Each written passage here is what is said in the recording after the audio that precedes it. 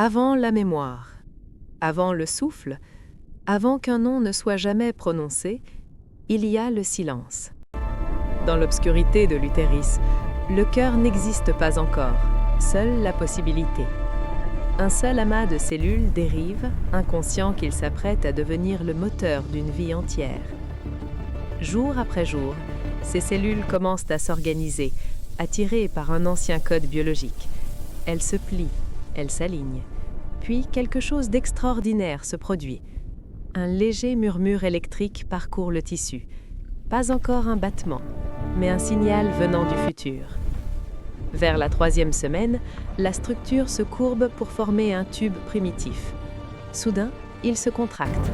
Une fois, puis de nouveau.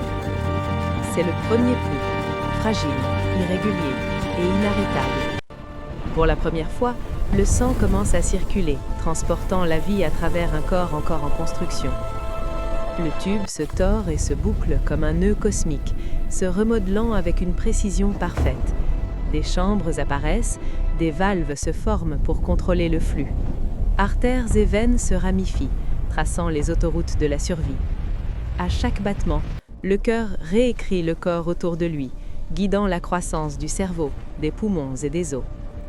À la fin du 1er mois, le cœur fonctionne déjà sans relâche. Pas de pause, pas de pitié. Il bat plus vite que n'importe quel cœur adulte, courant contre le temps, car l'échec n'est pas une option. Ce qui a commencé dans le silence est maintenant un rythme.